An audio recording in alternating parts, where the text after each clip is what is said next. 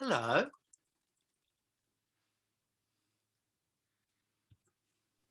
Hey, let me just sort out. Speak to me. Good morning, Miles. Good morning, James. How are you? I'm very well, sir. Are you well? Yeah, I don't complain anymore. Nobody listens, James. Oh, you do look well, though. It looks like life is treating you very good. You still got the cheeky smile. It's funny. I went just before Christmas to put mother's mind at peace. I went and had my over 50s flu jab, for the Yeah. first time in my life, and it was the same nurse that did my health check when I was 50, which is 4 years ago. And when I was 50, I didn't have a dog, and I was living here with Erica, my ex-girlfriend. And so and it was around the time I was just writing books. So the only exercise I was getting was sitting at this desk and walking to the kitchen, which is about 30 feet away, uh, 8 times a day to make a cup of tea. That was it. Right. And so when they did my health check, the nurse there, who's also a friend that I drink with in a local pub, she said, habits as well, does she? "Oh yes, she's Right, fully okay. aware." So she said, "Your blood pressure's high. It's about time you gave up smoking." I'm like, "That's never going to happen. The damage is done." And she said, "Well, go to the chemist on your way home and get the blood pressure machine that you can do yourself, and try and adjust the way you're living." So I didn't give up smoking, but everything else that I could think of that would affect my blood pressure, I addressed. And it's within 3 or 4 months, it started to come down to what's considered normal. So she had said, and then in 6 months' time, come and see me again. So because my blood pressure went back to normal, I didn't bother going back to see her, and she never brought it up in the pub.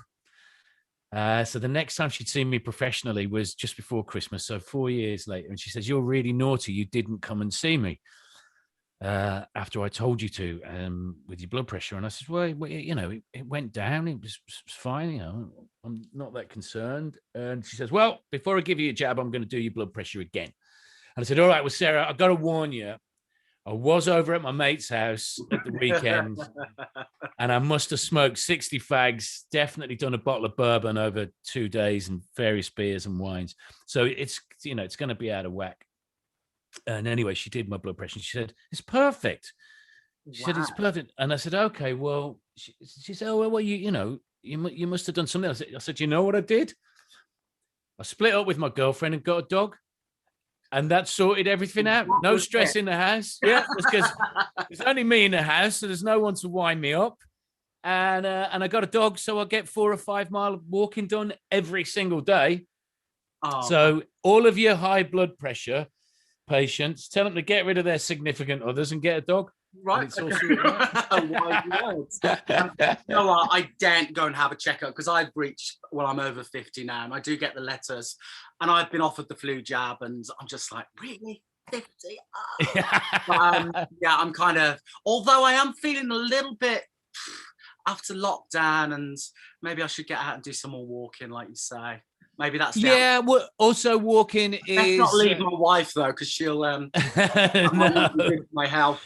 she might have something to say about that. Mm. Definitely walking. I mean, the idea of getting actual exercise is, if to go and do something for the sake of getting exercise is abhorrent to me. I wouldn't do it. Going to the gym, I just wouldn't do it. Well, we're lucky we both live in beautiful areas, don't we? I mean, I know. Well, that's right. I mean, I can walk and walk and walk. Yeah, around here, just walk with zero purpose other than, the dog's always having a great time. Beautiful. So yeah, that's about it for me, really. Well, you're looking healthy, you're looking happy, I've been following your progress, and you're still creative and productive, and you're probably one of the hardest working musicians I know as a friend. You do it properly, which is great. Well, I have no other responsibilities other than to my dog. I think my factory settings as a human being are bone idle, and if I had, if I'd have accrued enough money over the years out of what I do, to not have to worry about paying bills and putting food on the table. I would do absolutely nothing other than read books, watch movies, and listen to music. Right. So I wanted to ask Mars, I find over the last couple of years, me and you have kind of not rekindled a friendship, but we've kind of got friendly again. But if we go back to those 1990s, and I guess when our bands were on top of the world and it was like a crazy time, our paths never ever crossed. Considering that, you know, we're from the same town, Yeah, in the same business, all the same friends. yeah. And you know, I mean, it's lovely that, you know, we are good friends now, and I don't think we were not friends, but we just never kind of crossed each other, did we? Really? No, and it's interesting because before even the bands, our families know each other, don't they? We have connections that go right back.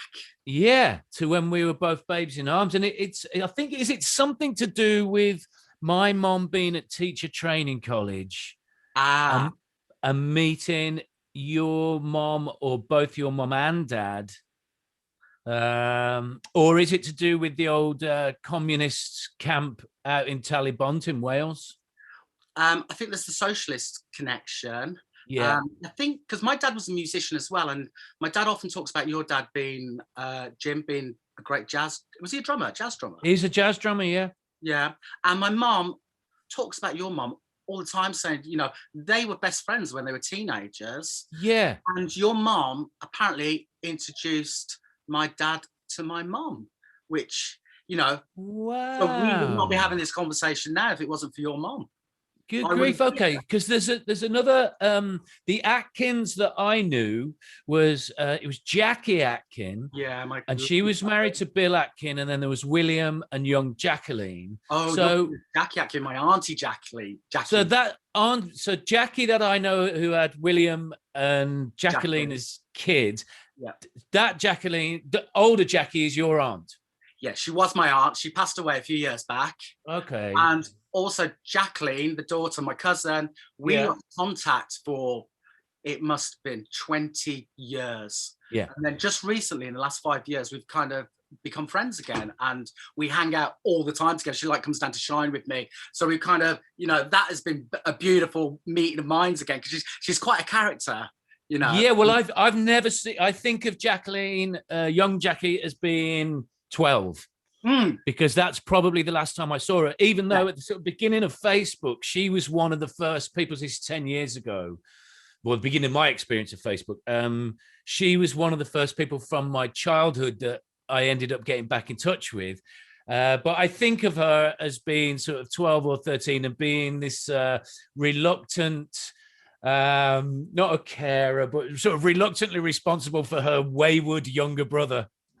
Well, William, he's missing in action. William, I don't know where he is, and Jacqueline doesn't see him either. So okay, yeah, Jacqueline, she always says she's the black sheep of our family. She say this because she grew up very quick. She was a wild one, and she disappeared. I mean, after her parents died, my auntie and uncle, she kind of disappeared out of our life, and she went off and had this crazy life. And but yeah, so we're back in touch. That's brilliant. Oh, please send them our love. Please send them our love. Yeah, because when we were kids and we were at Jim Crump's camp out in Talibont, we had like a sort of famous five kind of friendship going on, because we would only see each other for that week or two that we would go to the camp, and there was, you know, a single train track behind the camp that then we would walk down to the beach. And I guess we're all less than 14 years of age. I think like Jacqueline was about 3 or 4 months older than me, but myself, Jacqueline, and William were these three sort of kids that it's odd to think of now, that we would just wander around this village, just the three of us. I think William tried to tie himself to a railway track as some protest one day, and we had to talk him out of that.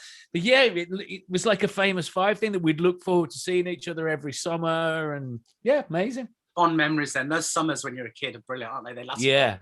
You get up to all sorts. So yeah, that is our connection. So we go way, way back. And yeah, I mean, it's lovely that we've done some stuff lately. Tonight Matthews. Those have been brilliant. I must thank you for, Miles, because, you know, they have been fantastic. And having you involved, it's pretty magic, isn't it? Well, it was, you know, I have to thank you all for inviting me as well, because all of that type of stuff in the first two lockdowns, yeah, were just little branches of sanity. I mean, I was getting on fairly well, creating music with Morgan Nichols and Luke Johnson. Yeah. But when those invites came in, they were done so quickly. It's like, can you get, you know, Richard Marcher contact me, you know, can you get this vocal done by, you know, in the next 48 hours, and can you figure out guitar? And I'm like, okay, I like this. I work well under pressure. But you said something really interesting. You said that people can't really say no, because what else are they doing? So I think we kind of caught you at the right moment, because you couldn't really go, oh no, I'm a bit busy tonight. Yeah. Yeah. But one of the really astonishing things about it, and I mentioned this to Richard, is obviously you're a great songwriter, great vocalist, but your acoustic guitar playing is amazing. People don't, you know, do people give you credit for how good a rhythmic acoustic guitar player you are? Because that was quite, you know, quite a revelation. Well, not a revelation. I'm sure you've been in bands all your life. You're going to get good. Yeah. I think I've always been very lucky. Well, I started when I was a kid. I just wanted to play the drums. That's all I wanted to do. Then I was in a couple of bands, just at a sort of pub level, writing our own material. And what I quickly found out was being the drummer of a band is a far greater responsibility than I was designed for. Okay. You know, as a singer, if I forget a line, as a guitarist, if I forget a chord, you know, or make a genuine mistake, then because you've got a band around you, you know, you can fluff your way through it. But if a drummer messes up, then it's a disaster for the whole band. Right. You know, and I didn't like that responsibility. And I also found it exhausting. I was an incredibly skinny teenager. Pardon? Were you any good on the drums? I think I've been told my beat pressure was good and constant. But I wasn't like, my dad had tried to teach me to play the drums properly. Okay, so he was a proper jazz drummer, wasn't he? Yeah. Whereas I was more interested in what Stephen Morris from Joy Division was doing and Pete DeFreitas from the Bunnymen was doing. To me, they were rewriting the drumming book.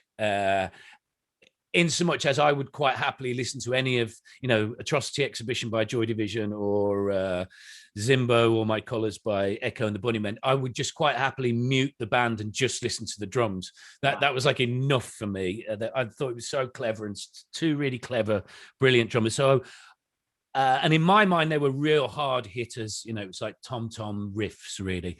So I designed my style to be exhausting.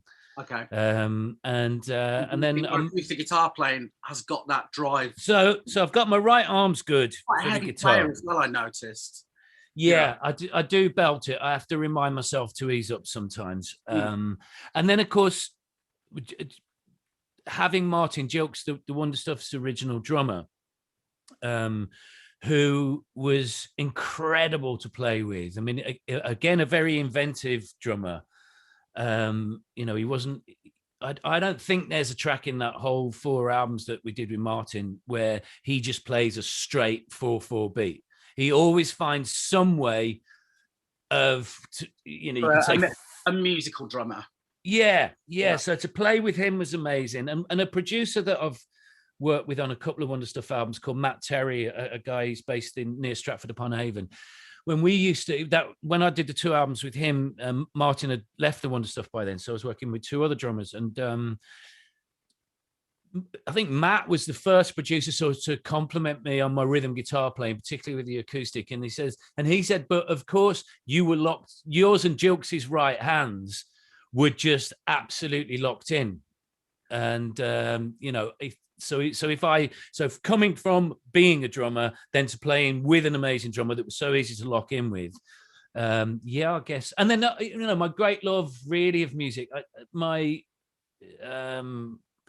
know, it's probably much the same as you, punk rock and new wave and what we just called alternative in the early 80s. You know, that was my great love, but that was my growing up. That was my education music. But my real love is Dylan and Joni Mitchell, Oh, particularly Joni Mitchell, because of her right arm. right, Know? okay. Didn't Yeah. Stephen Stills do a lot of the guitar on, like on Blue and that, some of the acoustic guitar playing and stuff? I think it's Graham Nash produced Graham her Nash. early on, didn't he? Yeah, and I think the playing's Joni. Wow, which is amazing. Yeah. So when I got into her when I was about 20, I was a late starter. Yeah, her right arm and the rhythms that she creates. If you just think, for anyone that doesn't know all of Joni Mitchell's back catalogue, but just think of that rhythm of Big Yellow Taxi, that and she uses that a lot in various sort of time signatures. And so as I've been older and writing for myself rather than writing for the band, I go back to Joni Mitchell rhythms all the time. Okay, brilliant. Yeah. Look at us talking all muso. Ha! Excellent, we love it, don't we? We didn't expect that. But on that youthful thing, when we were kids, when you were a kid, was this just something of my mom's, or did everyone call you Jamie? Everybody called me Jamie, which is another strange one, because when I did first meet you, you started calling me Jamie. And you've always been Jamie Atkin to me. That for 30 years. But my mom still calls me Jamie now. Okay. And my cousins, obviously. So yeah, that was quite a weird one. I was like, oh wow, this is because when you and Richard March were working together on Bentleys and stuff, and I still wasn't seeing you very much. No. Whenever he would talk about you, I would always go, Jamie Atkin. If he would say James, I go Jamie, and he would always look at me going, "Why do you call him that?" And so that's the family hookup again, isn't it? Yeah, connections. Yeah.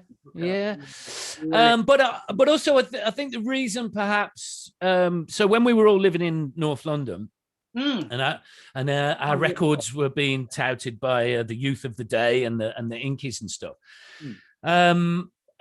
My contact to you really was Kevin Westenberg, the photographer.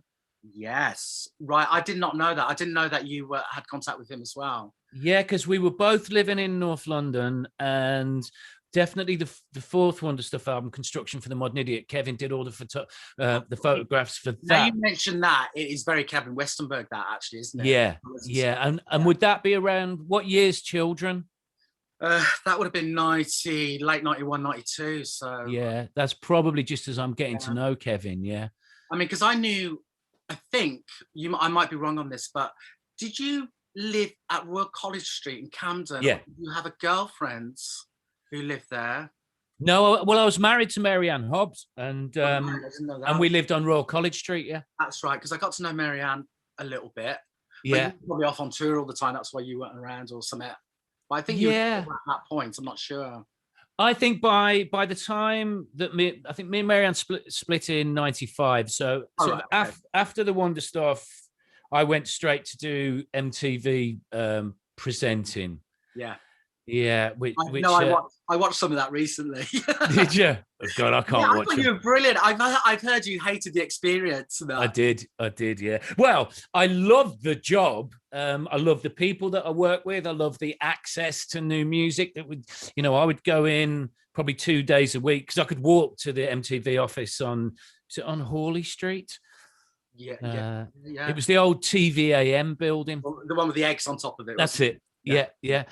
And so I loved all the people I work with. I love the access to the music. I love the traveling when we did the traveling together because I'm not really by nature a traveler. I don't really like going anywhere. I'm quite happy at home. Yeah. But what I found was when I was traveling out to Europe with the MTV gang was it suddenly occurred to me like, well, I can start drinking whenever I want to. And I've got no anxiety during the day about doing the gig in the evening because I was no longer traveling as a musician. Okay. So I loved that. Yeah, I loved it because, I'm never nervous when I go on stage because I wouldn't go on stage if I wasn't rehearsed. So, but I carry, and maybe you do too. I know some people that don't, but I carry anxiety all day through a gig day. Oh, I am so restless during the day if I've got a gig. And I get more nervous as it gets closer. And then I usually have a couple of drinks and try and gauge it just right. Because I know when we did that too at Christmas, you like to have a glass of red wine before you go on stage and stuff, don't you?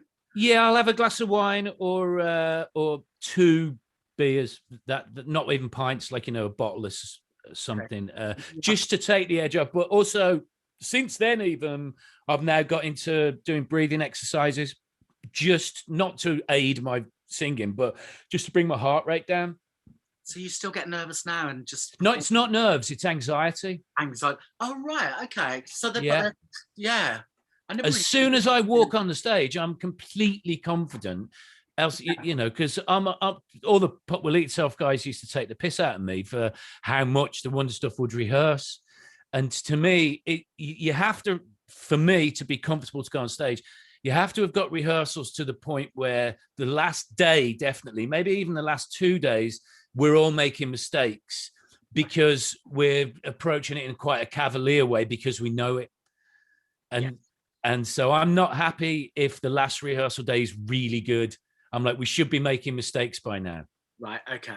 Right. And the poppies, would always be, Well, the poppies were a bit of an eye opener to me because the first time I came across them, we went and toured America, and they came over and joined us in America. And I was a really innocent kid at this point. I didn't booze it up or party hard. And then these guys turned up, a couple of years older, and they kind of showed me how to be a rock star. Yeah, they were rogues. And it was eye opening. And things got a lot more fun after that. Yeah, I think comparing, we were probably more like you. I mean, Malk Treese had done his roguishness when he was a teenager. Malk had been arrested for fighting in the streets, and Malk's a little bit older than me. He'd seen the Sex Pistols and was part of that first wave of punk rock. And so by the time the band were doing all right, he was in his, mid to late 20s. Sure. He'd calmed down, and me and Jilksy and Rob Jones did enough boozing for all of us. So Malk was Is Rob the bass player, the bass thing? Is that Rob? Mm-hmm. Yeah. Because that's another thing we got in common, because we both lost our bass players in a band. We did, and in sort of similar circumstances, sadly, as well. And that was another thing that happened in 2000. The Wonder Stuff had taken 6 years off, and in 2000 we decided to get back together and just do a run of gigs, not a new record, just a run of gigs in the UK.